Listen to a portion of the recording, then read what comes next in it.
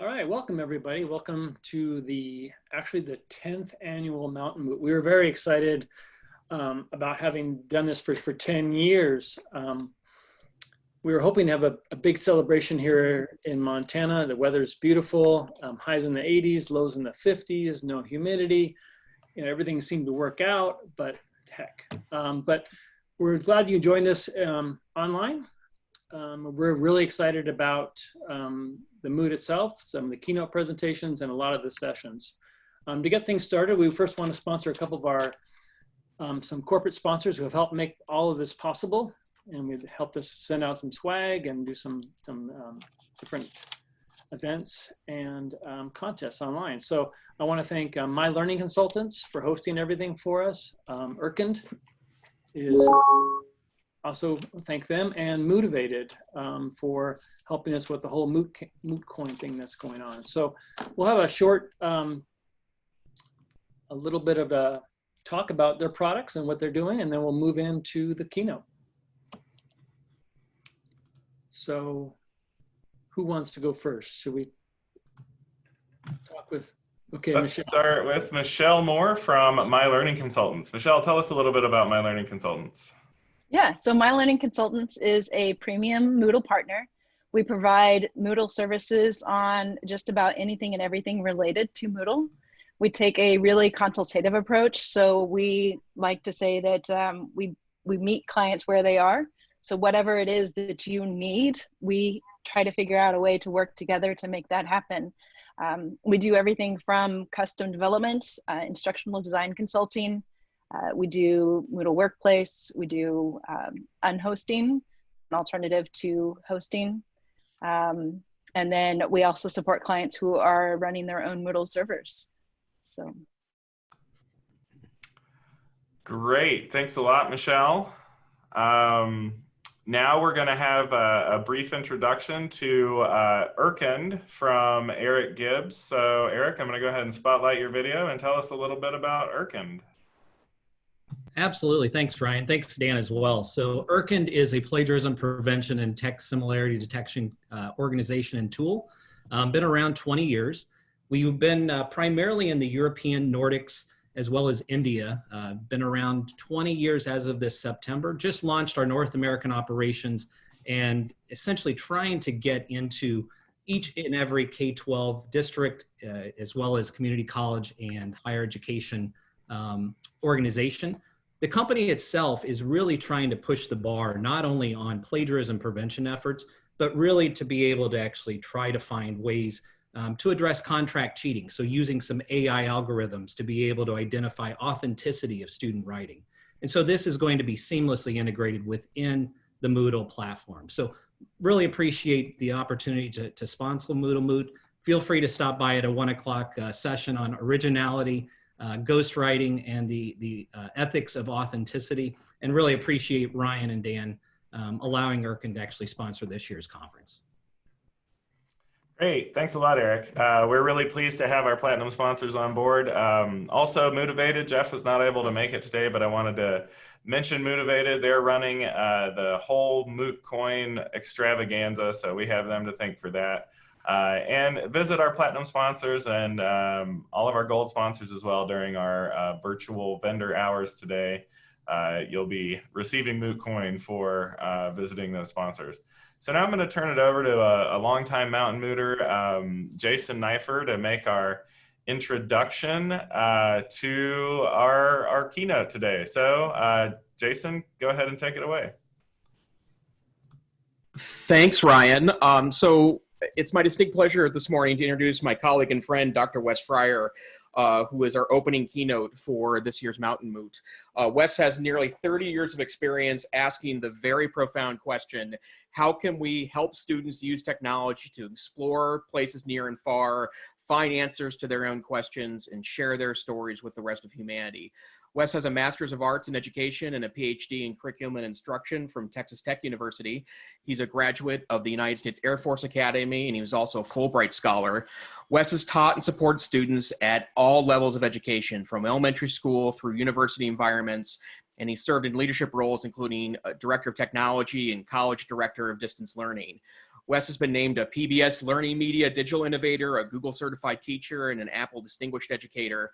But Wes himself is a media powerhouse, authoring 3 books and numerous articles, maintaining a blog for as long as there's been blogs, and also publishing several weekly podcasts, including the podcast that I'm honored to join him on every week, the EdTech Situation Room, which is a podcast that's been going for 4 years now in an era where podcasts tend to come and go. Wes is currently the Technology Integration and Innovation Specialist for the Cassie School in Oklahoma City, but he prefers the unofficial title Technology Fear Therapist, something he strives at on a daily basis, helping students and teachers alike. During the COVID-19 global pandemic, he's been sheltering in place in Oklahoma City with his wife, Shelly, 2 adult children, 16-year-old daughter, and of course, 2 golden retrievers. And it's really my honor today to introduce my colleague, Dr. Wes Fryer. Well, thank you so much, Jason. And boy, kudos to all of the Mountain Moot organizers. Thanks to the sponsors.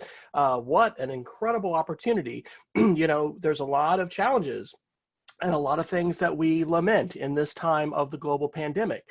But I absolutely think that the Mountain Moot and the chance to connect in the ways that we're connecting and not only learn, you know, synchronously right now, but be able to continue to learn together is just phenomenal. And while we're going to talk today about different ways in which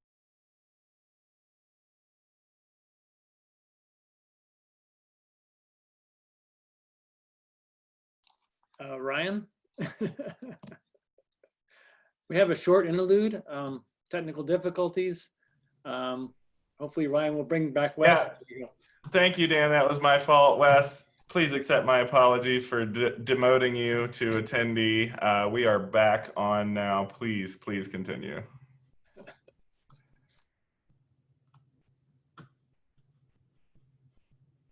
slide deck and you go. It's something that, you know, needs to be done in the evening when, you know, beverages are available and things like that. But anyway, yes, we're going to talk today.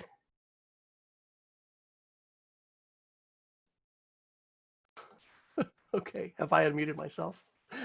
There we go. All right. So yes, flexibility is the key, not only to air power, as we talk about in the Air Force, but, you know, to blended learning and whatever form learning is taking. So the opportunity to be able to connect with you all today and learn synchronously is a privilege and a real gift as we contemplate what is going to be happening in just a few weeks in our schools, whether we're going to return face-to-face or we're going to be completely remote. It's going to be some kind of a hybrid blend. We certainly have things that we lament and miss, and we want to seize opportunities that when we can be synchronously connecting, and especially when we have chances to be in person. But at the same time, I think there's a lot of affordances. And so hopefully today's discussion is going to provide you with some additional questions and resources and really provoke you to think about the ways as a teacher, no matter what hat of teaching you find yourself in, whether it is, you know, yourself as a learner with your colleagues, with your family members, or you're in a formal teaching situation now where you're, you know, putting together coursework and class activities. Literacy changes. It changes with the times because the modalities and the medium through which we are communicated to and we communicate with others change. And so we're going to talk about those kinds of issues. Today, of course, on our Mountain Moot Moodle, you can access the slides that are shared on Google Slides. And I've also created, along with my partner in crime, I've got several of these. So Jason is definitely one of my key colleagues and collaborators on a weekly basis. And Brian Turnbaugh, who's up in Chicagoland, he and I have been working for the really last year on a lot of resources that are now collected together on a website. And so you can go to that. If you see the QR code in any of the slides, you can hold up your smartphone camera, or if you need an app on your device to read a QR code, it'll take you right to that resource, and you can use that shortened link. I'd also encourage you to use the hashtag for the conference MTMoot. Specifically, if there's anything related to these issues we'll talk about today, I've been using the hashtag ConCW for conspiracies and culture wars. And if you want to use that, feel free. Of course, we never know who might hijack the hashtag tomorrow. But so far, you know, it's one of the good things about not being viral is, you know, the number of trolls. We haven't had any there. So not to say that won't happen. But what I'd like to do this morning is to start out with a story. And this is a story. In fact, do we have a poll, Ryan, that we can push out to people? I think we do. And the question I want to share with you is, have you encountered a conspiracy theory on social media this summer? So I'm going to guess that there are a few of us that have. My story is pretty recent, and it involves Facebook, and it involves my wife. And so about 2 weeks ago, my wife was reading through her Facebook and saw this post. And let me say at the very outset here, I am not going to be sharing a political message today. All right. I am not here to try to sway anyone to a particular political party or a particular political viewpoint. But what I am going to encourage us all to do is, as Neil Postman would say, and this is a bit crass, but these were the words that he used in his books and literature, which I highly recommend, developing our crap detector, developing our abilities to be able to discern whether content and information is valid, the source, and what we should do with that. And so the results here, if you can see those, is 87% of us have encountered a conspiracy theory. And so that's actually what ended up happening. My wife started to read this Facebook post from a friend of ours, whose name, of course, I have obscured to protect the innocent. I'm not wanting to call anybody out here, but she was reading this to me, and I said, stop, hun. Is there a link? Do we know the source? And so she went to the very bottom of this extensive post, and those acronyms, WWG1, WGA, were at the bottom. And so I said, why don't you Google that? And she did. And of course, what came up first was a Wikipedia article for an organization called QAnon. And let me tell you, I would really prefer not to have to know about this at all and not to have to talk about this. But one of the things that has happened as social media has been increasingly weaponized by individuals and groups, some of whom we believe represent nation states, others represent different kinds of organizations, but a lot of folks have weaponized social media. And so today, we're in a place where probably a majority of us, if we're on Facebook particularly, are encountering things that are being shared, in this case by a very, fringe conspiracy group that believes that a child sex trafficking ring that's international, involving high-ranking officials of political parties, Hollywood actors, that they're responsible for pulling the strings of making world events happen. Certainly, conspiracy theories are not anything new. I don't have another poll for this, but probably in the 87% of you all who said you encountered a conspiracy theory this summer, one of them might have been this Plandemic video.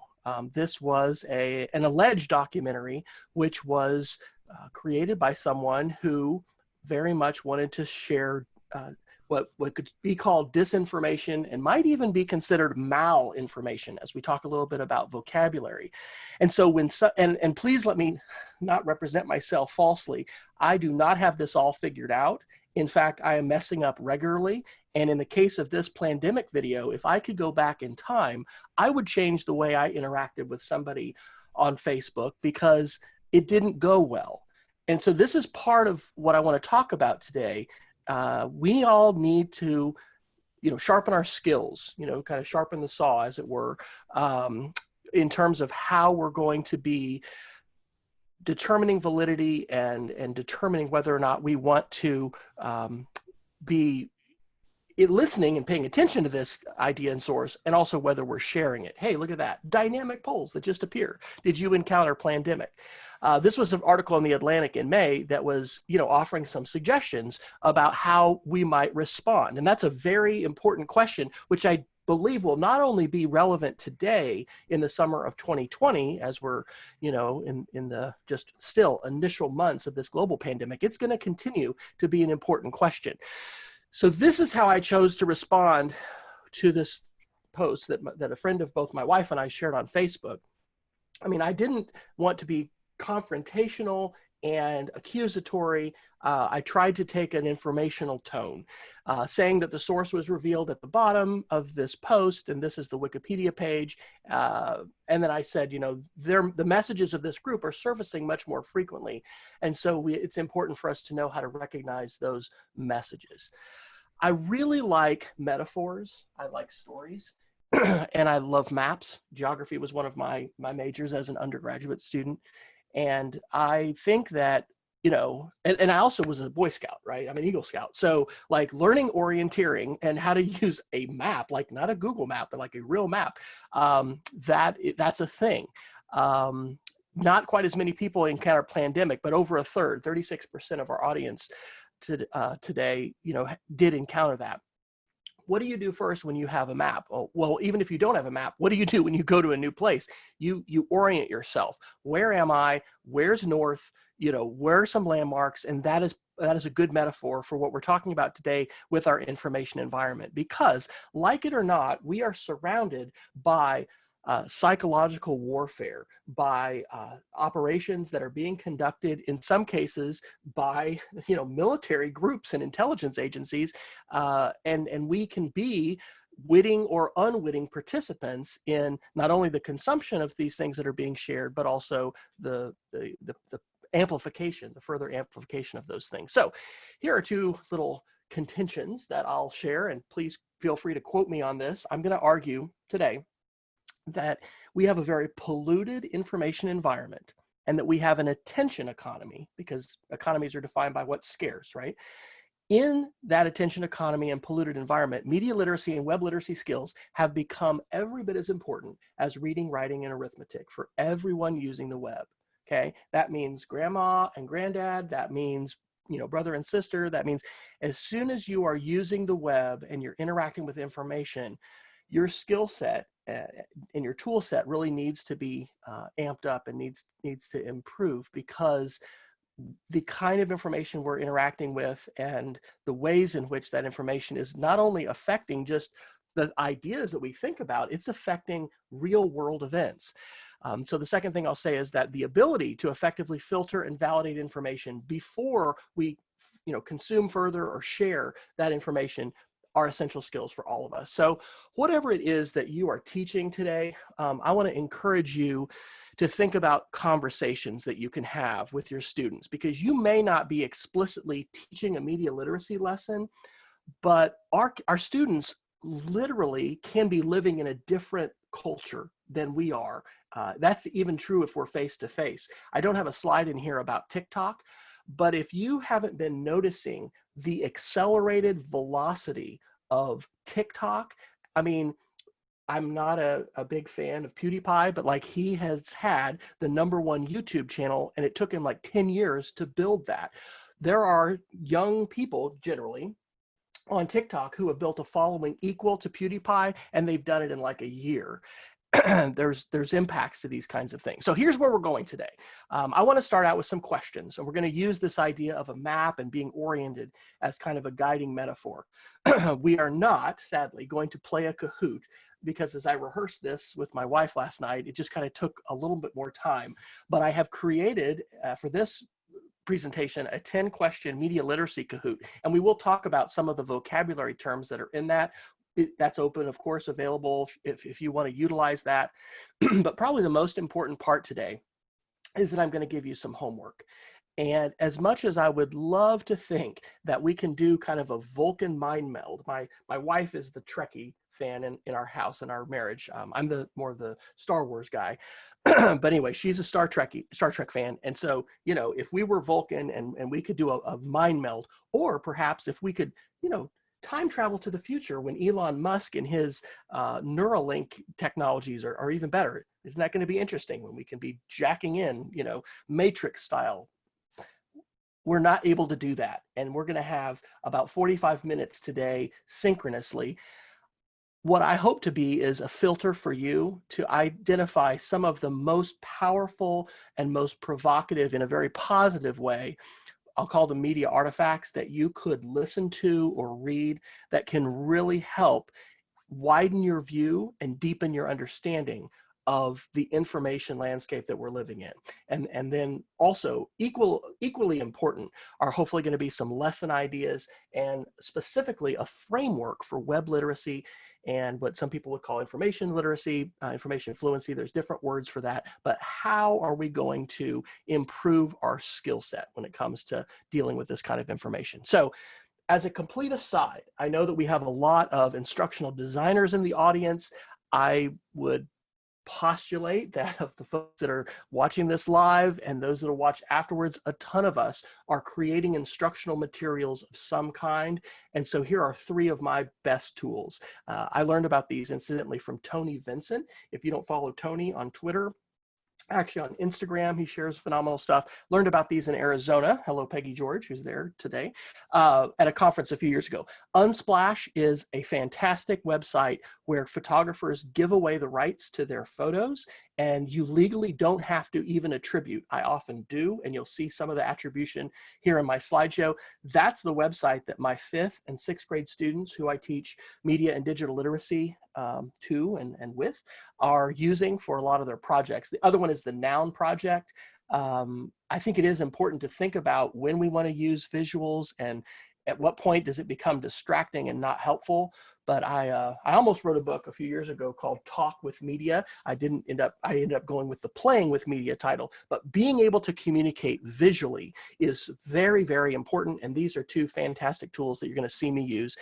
And then, of course, screenshots are important. And if you happen to be using a Mac laptop, a Mac OS laptop, Sketch is a tool that I use all the time for annotation. It's how I quickly blur out a face or a name, add some text and put some things together. So those are just a couple little asides, but sometimes those nuggets from a presentation end up being the best takeaway that you can practically apply right away. And by the way, let me encourage you, as I have a slide up here about questions, to put some questions in. We do have a Q&A panel that I think can come up, and it may not, I don't know, Dan, you may need to just prompt me, because as I'm sharing my slideshow, I don't know if that one is going to come up, but periodically we'll pause, and if there's a question that has come up, Dan or Ryan can interject, and we can have a little bit of interaction here during the presentation before we get to the end. So I've got the panels open right now, and I'll just throw in a question from Susan Quinn. So what was your friend's response to your post? So she didn't delete it, and there were some other people that followed her that one of them said, wow, I never knew this. This should be taught to all high school students in America. And I actually went back last night, and that had been deleted, but she left my original post. So I felt like that was positive, but I have not directly interacted with her any more than that. In the pandemic situation where I did something different, I mean, the person got really mad at me and they unfollowed me. They're actually somebody I go to church with, and that's a rather distressing. I was not wanting to sacrifice our relationship, based on my perception of, something that was shared being disinformation. So I've got Lisa Mordio asking you to just repeat to follow Tony who? Okay, yeah, Tony Vincent, and I probably should have included a slide for him. So hey, let's just go to Google right now and type his name in. His name is Tony Vincent. Oh wow, he has a Wikipedia article. Look at that. I don't know if that's him or not. His website is Learning in Hand. I follow him on Twitter at Tony. His handle is just Tony Vincent. We're going to test his website here. Twitter, I don't know if you saw this. Twitter actually had a compromise last night, and I had some trouble posting. But this is where I learned the most from him, is on Twitter. And so he was in Arizona for a long time. He's back in Iowa and Council Bluffs. So that is him. Great, and that concludes our questions for now. All right, fantastic. Well, please keep the questions coming.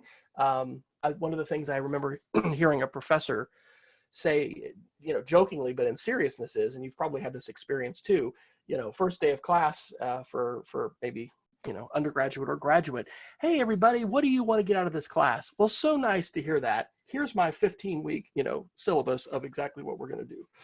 It is important for us to be, to the degree we can, nimble and responsive to questions. And so it's a good thing to model. So please keep some questions coming, and we'll pause here as we go through these sections. Big question, where are we? From an information literacy perspective, where would you, and in the chat, actually, if you want to put that in, I don't know if we may have chat turned off, but that's a great thing to respond to. How would you describe where we are with information literacy? And then, the other thinking from that can be, how do we need to respond as a result? I brainstormed a bunch of questions to kind of get us started here. And again, my wife was providing good feedback. We cut like half of them. So these are five questions, but let me just ask these to see how this might provoke some thinking. Question number one, why is our information landscape so polluted? That would be a great topic to take on together with colleagues. I think that metaphor is very appropriate because there is a lot of pollution, but just because there's pollution, it doesn't mean there isn't great stuff. But why is it that the information landscape is polluted? One of the things that I have come to understand with greater depth, and some of the resources I'll be assigning to you, of course, no grade will be taken on this, for homework, is that in part it's polluted because there are people who want it to be polluted. There are folks who would like for us to actually become nihilists and just give up, give up on news, give up on journalism, give up on truth. I mean, that's a pretty epistemological, heavy statement, but there's reasons for this. It's not just an accident. Okay. Second, why is there so much confusion around the moon landings, the Apollo moon landings? This is something that came to my attention a couple years ago. Our daughter, our youngest, is now 16. And, she was asking me about this, and she had been seeing videos on YouTube. And I realized, because of especially the YouTube algorithm at that time, which has been changed in some ways, she and her friends and her generation were being exposed to more conspiracy theory and hoax theory about things like, the moon landing than I believe any other prior generation. Okay. Discussions about the moon landing being a hoax have been around for a long, long time. But the way in which YouTube and its algorithm can be like a rabbit hole and can draw people, to more and more fringe content and outlier content, that actually was by design in terms of the way in which the algorithm was created. It's been created to maximize attention and watch time. But this is important, because we do have some historic lows in the amount of confidence and faith that people generally across society have in a lot of different institutions. And those are interesting graphs that we can track. I don't have those in the slideshow. That's a great question. I think that's a great question to dive into. And it's a question to ask students. I wonder how many students you'll be teaching this fall who think that we never landed on the moon, that there were Hollywood film actors that starred in that, and we had production technology in use in 1969. Spoiler alert, we didn't have the technology to fake that and to live stream that as much. And that's one of the lessons actually that I'll be mentioning today. Here's one my wife wondered if we should take out just because of how heavy it is and serious, but it's important to know that the weaponization of social media, and in this case, Facebook specifically, in Myanmar with the Muslim minority group, the Rohingya, has literally led to deaths. It's literally led to mob violence and vigilante killings in India and in other places. And so the platforms that have been created have in many ways spun beyond the control of their creators to the point where outcomes are happening in a sort of military sense. We would call this a kinetic impact. These are happening in the real world, physical world, not just in a virtual world or a world of ideas. How did this happen? I wonder how many people Facebook was employing that were native language speakers, in these countries when this genocide and this horrible immigration catastrophe was happening in Myanmar. How about this question? All right. We are all, I think, hopeful and anticipating a vaccine or multiple vaccines for COVID-19. But we also know that there is a very vocal group that is anti-vaccination, and they have had impacts in our schools and our communities in different ways. How are the voices and the perspectives of that community going to affect the provision and deployment of COVID-19 vaccines worldwide? That is a super important question. And what I'll say is that the conversations that we have opportunities to have around media literacy with our students, I think can provide a very, very important, if not antidote, a very important specific way of addressing these kinds of societal issues, which are big. This is my last question. We've got an election coming up in November here in the United States. We've got elections going on, all the time somewhere in the world. How can we, and don't just hear me say United States citizens, but human beings on planet Earth, how can we help ensure that elections are won via democratic means and not via disinformation campaigns? That's super important. And disinformation has played a huge role, and it is continuing to play a huge role in elections around the world. And it's important for us to understand this and to think about really why we need to be talking about this as citizens, whether or not we're teaching a civics class, this touches us all in our communities. So the last question, I guess I said that was last, and I had one more. How can we safely talk about these issues with our students? Probably all of us have parents and families represented in our classrooms, with our students who are on all sides of the political spectrum. We certainly do at our school. And controversial issues can be difficult to talk about. We live in a very polarized age. And so I'll point this out. You may have noticed if you looked at the slides, but this is the only image that I actually repeat in today's slideshow. And it's because this is probably the most important idea about conversations. How can we have conversations about these things without breaking relationship, both with our family and friends and colleagues, but also with our students? So what I'd like to do now is a little vocabulary exercise. There is a Kahoot that is available that we could play, but I think what I'm going to choose to do instead is play a couple clips from some videos. But I created a 10-question Kahoot, and part of my rationale for this, I don't know if you've heard of this book before. My doctorate's in curriculum and instruction, so I kind of sometimes read books like this for fun. This is a bit dated. It's not super new, but E.D. Hirsch wrote a book called Cultural Literacy, What Every American Needs to Know. Now, there's a lot of very valid critiques of this, and especially with the Black Lives Matter movement and all of the things that I think we've all been thinking more about this summer because of what happened with George Floyd and all the protests. Like, I'm not going to hold that up as this is the curriculum that we all need to have. There's a heck of a lot that's left out. But what Hirsch points out is that in order to have a conversation about something, let's say like genocide, it's important for us to have common things that we both know about and we've understood, like to have studied the Holocaust and to understand what happened there, or the Rwandan genocide or something like that. And so I'm going to argue that the demands of our information environment have changed cultural literacy, and therefore it's changed some of the things that we need to be talking about, and in this case, the vocabulary words that we need to be aware of. So I might be struck down by lightning if I did not mention Marshall McLuhan in this conversation, because McLuhan is arguably the preeminent theorist when it comes to media theory and media literacy. He coined the expression, the medium is the message. He died, I think, in 1980.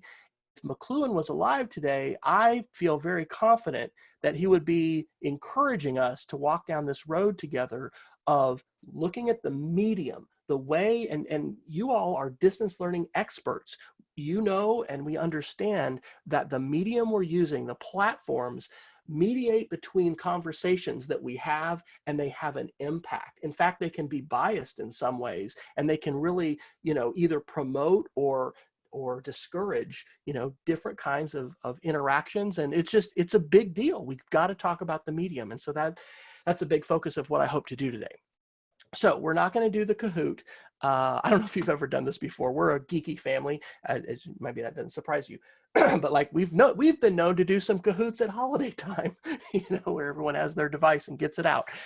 Usually it's about things like, Harry Potter trivia or something like that. But three of the questions in that Kahoot are drawn from a book I want to commend to you, and it is by Whitney Phillips and Ryan Milner. It was published by MIT Press in April of 2020, and the book is called You Are Here, a field guide for navigating polarized speech, conspiracy theories, and our polluted media landscape.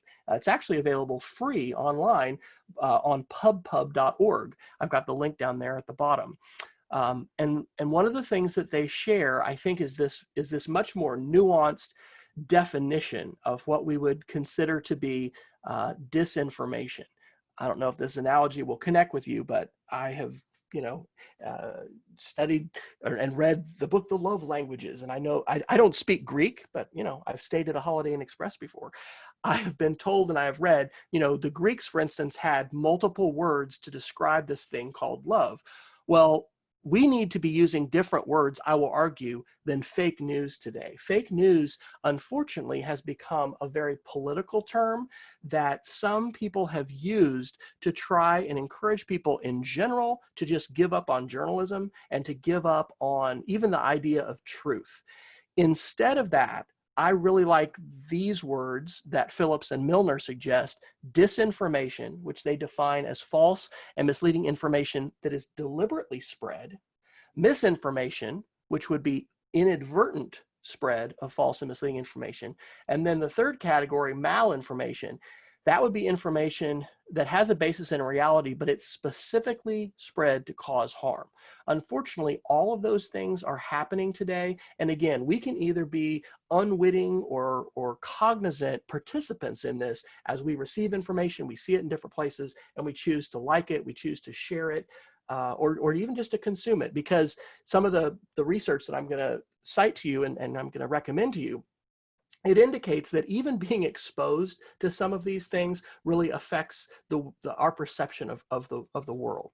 And so this is the reference here to Phillips and Milner's book, the QR code link there. I am not finished with it, but I'm continuing to go through this and really think it is an outstanding guide for us to become more aware of the information landscape that we're in today. So Dan and Ryan, do we have any other questions that have come up in the Q&A? We do. From Cassie, we have: being in the teaching profession, we have to be aware or careful of what we post and how we engage in social media. What advice do you have for teachers who use social media and engage in disinformation? So we have guidelines for social media, for our, as staff at our school. I think that,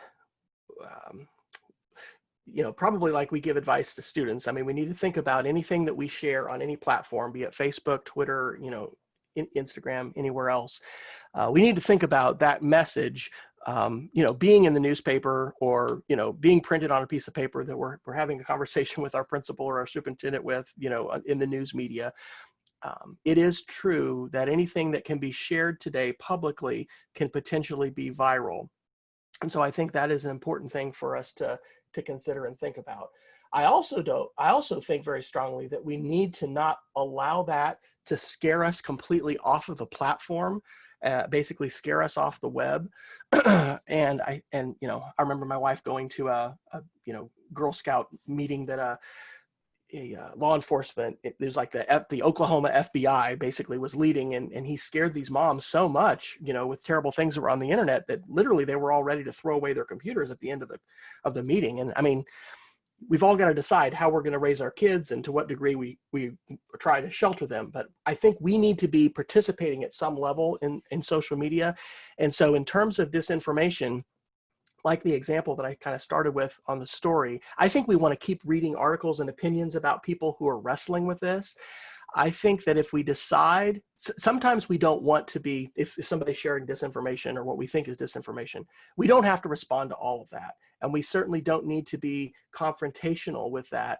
If it's possible for us to be able to, on a factual basis, share a different perspective, to be able to share another link, I don't know, we just have to choose our battles. And so I think that, Jason can probably find it. There's another article besides that Atlantic one that I think we talked about on the EdTech Situation Room, giving different pieces of advice with that. I don't know. Hopefully that's helpful. Any other questions? Yes, we have one more. Anonymous question. What do you think the U.S.'s response to COVID-19 would be if our information literacy skills were better than they are now? Gosh. I can give a pessimistic and an optimistic answer. My pessimistic answer is, I'm a fan of Hamilton. I don't know if you all watched the original that Disney Plus streamed for the 4th of July. There's a line in there, we're outmanned and we're outgunned. We are truly, outstaffed and just overwhelmed with the ways these platforms have advanced and the skill sets that we have. So I think aspirationally, this is part of what we need to be doing, is figuring out how to equip people with better digital literacy skills and media literacy skills, and being able to be better filters. At the same time, though, I think regulation is going to have to play a part in this. Tristan Harris, who I'm going to cite here in a minute, who has who has co-founded the Center for Humane Technology, will talk about this. I'm a big fan of this idea that we can publish at will, that I can share a presentation, and anybody connected to the internet, if it's not blocked and filtered it in their country or in their location, I mean, they can access that. What Harris says is that freedom of speech shouldn't guarantee freedom of reach, and things like hate speech and things that are certainly malinformation in that definition we just talked about, those things need to be moderated and censored. And so, and then who gets to do that? And you know, the platforms and regulation, there's all of this these are big debates that are happening. So I think that we certainly could be in a better place if we had, you know, more uniformity in our national leadership, talking about the importance of media literacy and for instance, well, I want to avoid making very overt political statements. I think that everybody would be benefiting if we had more of a framework that was supportive of media literacy than we do today. And certainly not all of our national voices are supportive in that way. That concludes our questions. Awesome. This is great. Please keep the questions coming. So we are on segment number 3 here. I think we've got a little bit, we got about 18 minutes left, so I think we're doing okay. We're moving into the homework phase, all right? And so I will give you a spoiler, okay? I don't know have you been tracking your screen time? That's one of the things I like that, you know, both Android and iOS are doing better, is making us aware, ooh, what's happening with my screen time? So my homework is gonna involve potentially some more screen time for you and media consumption. But again, this is like why we would go to a university and have a program where we have a scholar and an expert. Like, share with me, you know, the best resources, the best information, the best perspectives. So here we go. This is the question that I'm responding to. And this could be a question that you could pose to your colleagues, to friends, to family members, as a filtering activity. What are the 5 most important media artifacts? Because I can't just say texts. I'm going to talk about podcasts and videos as well. Articles, books, you know, videos, podcasts, which could transform and deepen your understanding of the media landscape, okay? Its characteristics and requirements. So here we go. These are the 5. Before I do number 1, I'll do a shout out to an earlier version, really, of this presentation. Back in April of 2019, there's a wonderful conference called Atlas that I've had a chance to attend a couple times, and a workshop format that they have. I ended up sharing a session that I called Filtering the Exoflood. I learned about exoflood, or when I worked for AT&T for a couple of years, right? It's this idea that we're just going to continue to have this massive tsunami of data, and that's going to put a lot of pressure on society, on the hard, you know, physical infrastructure that we have to bring internet, you know, to our devices and our homes, et cetera. Filtering is essential. Okay, I want to encourage you to seek better skills of filtering, but then also empower others. How are they filtering? How are you deciding the voices and the sources that you're trusting? When you have a news source, how are you going to vet that? And then how do you decide what you're going to do with that information? So here is artifact number 1. And I have rated this personally mature audiences. That's not on their website. But the reason I say this is because this podcast episode involves a story about sexual assault in Mexico City. But this is from an excellent podcast called Reply All, that's from Gimlet Media. And it was from December of 2017. But this particular episode, if you listen to it, is going to potentially start you thinking about this rabbit hole of where pranking videos online and, you know, viral content and internet trolls, but then also governments that would like to distract or also diffuse journalistic voices and perspectives. How does all this happen? And so this is a story about Mexico City. I actually lived in Mexico City for a year in 92, 93. And it also speaks to the fact that this is an international, issue and phenomenon that's happening right now with our media landscape. So I don't recommend that for, anybody under high school. Just be aware that it talks about a sexual assault situation, but it's from the perspective of the journalist who experienced it. You're going to learn about doxing. You're going to learn about Gamergate. You're going to learn about the ways in which internet trolls have operated and continue to operate. And it just is, it's kind of mind blowing. And so a shout out to Brian Turnbaugh, who was the one last summer, actually, when we were in Rhode Island for the Digital Literacy Institute, let me know about that. Artifact 2, I'm going to give you 60 seconds of today, all right? And this is a video. This is a fellow named Destin who has a YouTube channel called Smarter Every Day. As of last night, he has almost 8.4 million subscribers on his channel.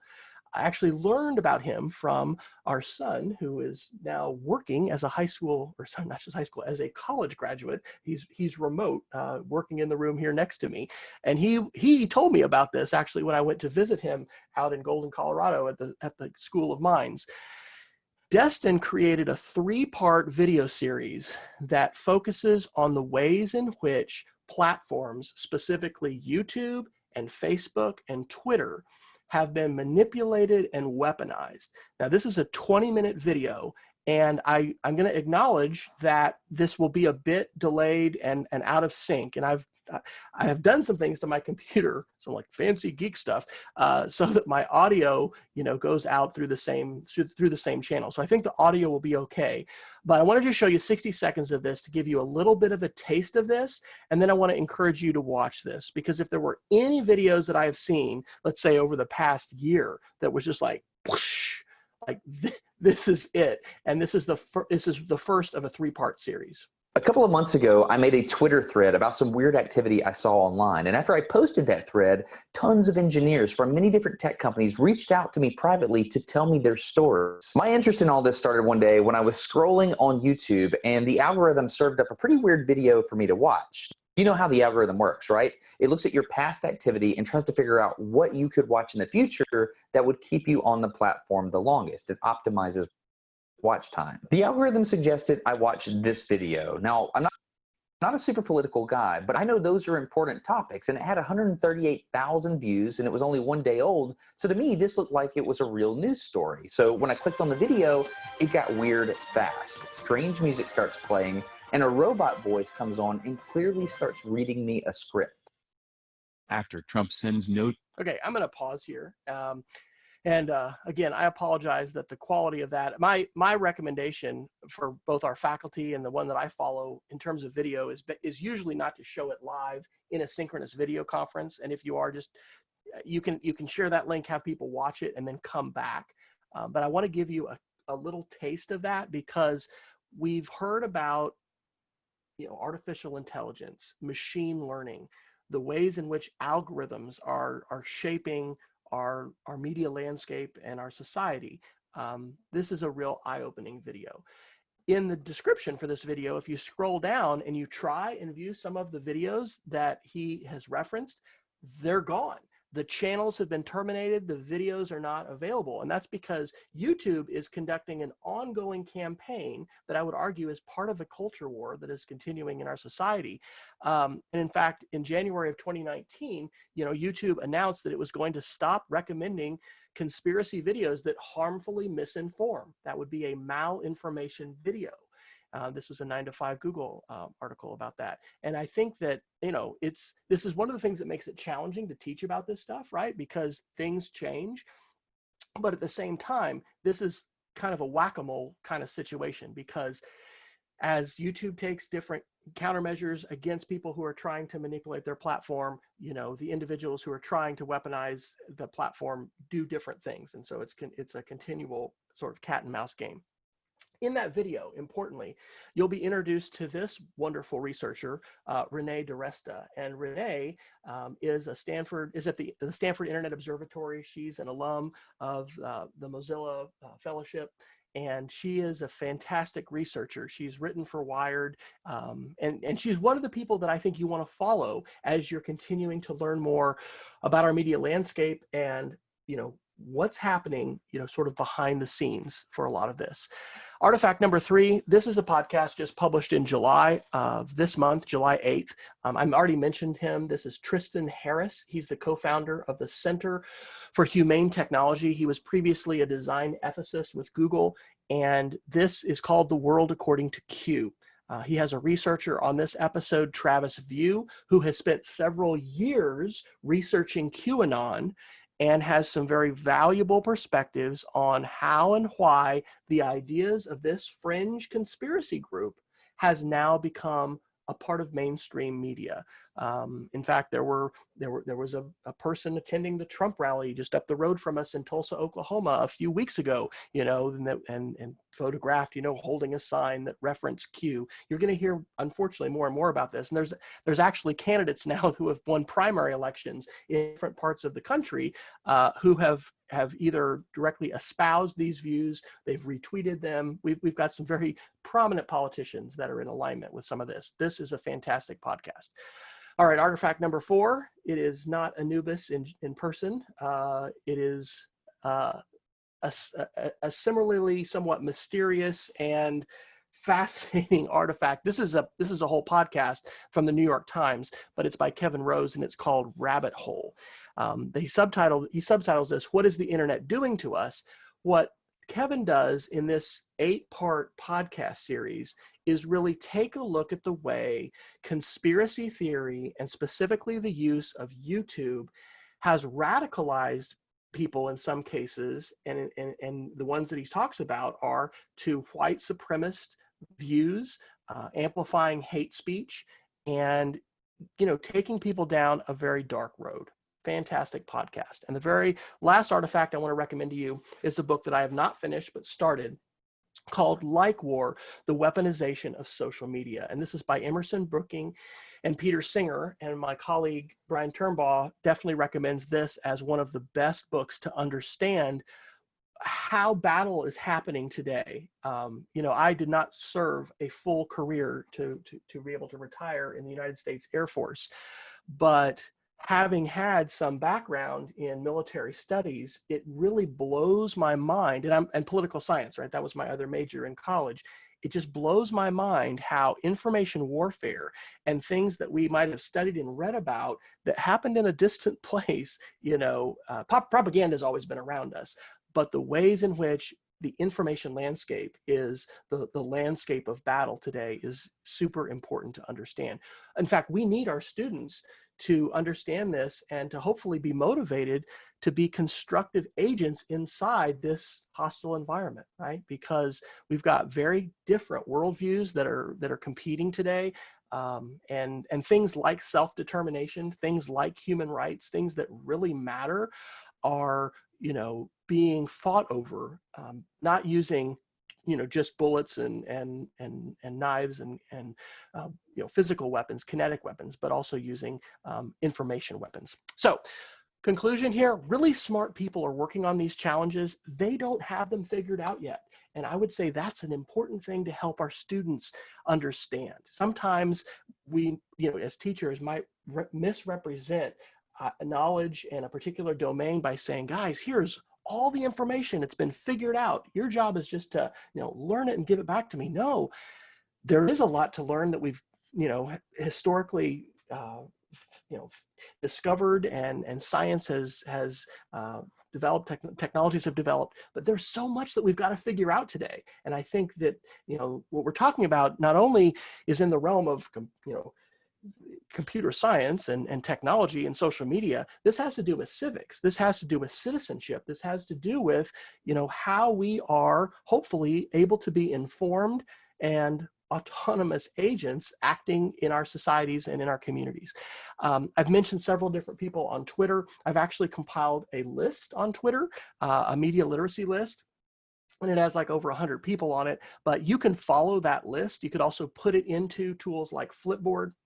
so that you can be able to, have that as part of your newspaper. I love to open up the app Flipboard on my phone or on my iPad, and I can take a look at what just those folks have been sharing recently. And this is part of the way that I think we can powerfully filter our information landscape, ascertaining who it is that we want to trust and how do I allow for ideas that they're sharing, articles and things like that, to come into my mind. All right. Lastly, let's talk a little bit about lessons. I want to commend to you a book by Stephen Lewandowski and John Cook. It's called The Conspiracy Theory Handbook. And John Cook specifically has done a lot of work around climate change and trying to figure out, like, why do so many people reject scientific consensus? And is there a way we can approach this educationally to help people have a more balanced and less fringe view of things like climate science? And one of the things I like about this book is that they start at the very beginning by saying, let's acknowledge that real conspiracy is all around us, right? Volkswagen did conspire to cheat emissions tests for their diesel engines. The tobacco industry did conspire to deceive the public about harmful health effects of smoking. There are real conspiracies, but there's also conspiracies that we would regard as not legitimate and fringe. And I think I just clicked the link to that book. So let me try to click my slide here to advance. Another resource that I want to recommend to you is Mike Holden. He has a fantastic, relatively new website he's set up called Infodemic, sifting through the coronavirus. The model that he has for information fluency is one that I'm teaching my students, and the acronym that he uses is SIFT, S to stop, especially when emotion is triggered, because if somebody is trying to play you, a lot of times they're trying to get an emotional response from you. The I is to investigate the source. The F is to find better coverage, and the T is to trace the claims, quotes, and media to their original context. And so Mike talks about how important it is to not look at the content of the claim, but the source. Can I take the source to be credible? And so this is just one example where he's talking about hovering in Twitter over their profile and checking out if they're in a position to know about that, if they're a journalist, a reporter, if they're an expert. He also recommends adding Wikipedia. We are encountering news sources all the time now. It's like, what is that source? That's not the New York Times. That's not Fox News. That's not CNN. I've not heard of that before. And so basically every media outlet is going to have a Wikipedia page. And so helping students utilize Wikipedia in that way, you can go to the talk page and that'll show when there's controversy around a particular topic. And people disagree all the time about stuff, right? And so Wikipedia brokers those discussions. It's a very valuable source and can be an important tool for us to use as we're vetting sources. So John Cook was a co-author of this article that was in The Conversation in May, and it was called Coronavirus Plandemic and the 7 Traits of Conspiratorial Thinking. In the interest of time, actually, because I'm about out of time, I'm not going to play the part of this video, but he has a great video where he goes through these 7 traits. I have applied those to the Apollo moon landing along with Brian Turnbaugh. And so we've created a lesson that you're welcome to access. These are the 7 traits of conspiracy theory. And there's 2 videos that we suggest having students watch and then consider those characteristics of conspiracy theory. So conclusions. This was last night, okay? Our mayor in Oklahoma City just posted about our elevated COVID-19 case levels. And if you looked in the comment thread there were all kinds of arguments happening between, I think, mostly adults about articles, about science, about things like wearing masks. I'm pretty sure we're going to be encountering these kinds of situations on a regular basis in the days and weeks ahead. And so as your students, as our students are encountering links, how are we going to interrogate that source? How are we going to decide whether or not that is something we want to pay attention to and certainly something that we might want to pass along? How can we stay oriented? How can we help our students stay oriented? I'm convinced we need to have courage to have conversations. And I hope the resources and ideas that I've shared today will provoke some good conversations that you'll have. I would love to hear from you, resources and suggestions. tune in on Wednesday nights. Join Jason and I if you want to, as we talk about some of these things. That's not a all media literacy podcast, but we talk about these issues from time to time, because truly you and I as educators are in an incredibly important role in our communities and in our society. And the conversations that we can provoke around these issues are very, very important. So you can visit my website, wesfryer.com/after, if you'd like to find more ways that you can continue to learn with me. And I want to thank everybody in the Mountain Moot for this opportunity to share ideas, and hope everyone has a fantastic rest of your day and great rest of the conference. Thank you all.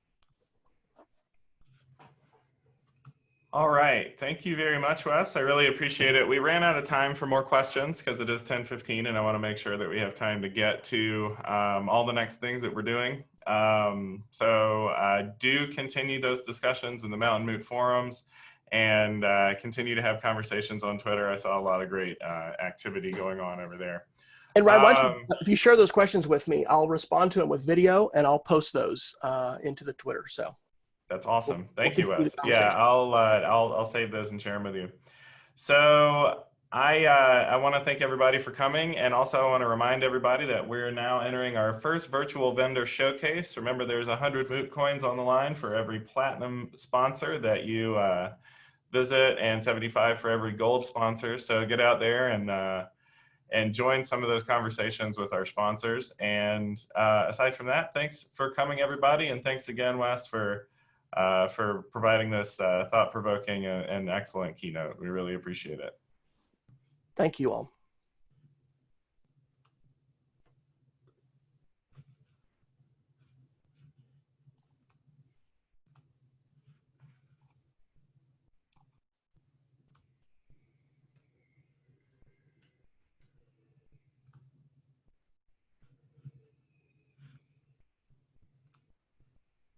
Will the chat be grabbed as well?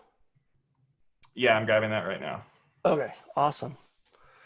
Hey, man, thanks for the opportunity to share. Sure. Yeah, I'll send you an email. We're just, all of our attendees are leaving now. I'll send you an email with the chat, and then I'll send you an email with all of the questions. Sounds good. All right, thanks a lot. Thanks, bye. You guys, bye.